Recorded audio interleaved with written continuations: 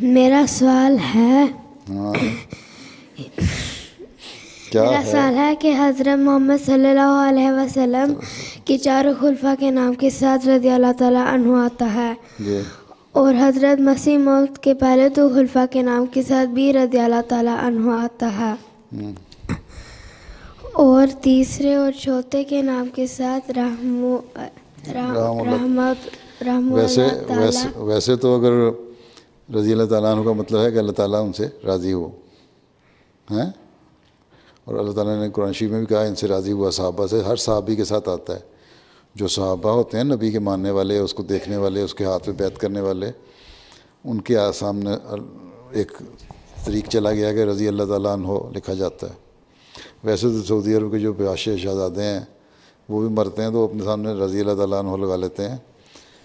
تو خلفاء، باقی جو دو خلفاء ہیں وہ صحابی نہیں تھے نا، انہوں نے حضرت مسیح علیہ السلام کو نہیں دیکھا ہوا،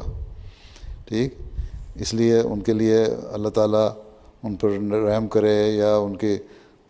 اس طرح کا استعمال ہوتا ہے لفظ، ہاں۔ تو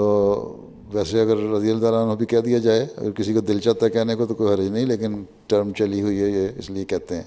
اصولی طور پہ، کیونکہ صحابہ کے لیے اللہ تعالیٰ نے قرآن شریف میں بھی صحابہ کے لیے رضوان علیہم کا لکھا ہوا ذکر رضی اللہ عنہم،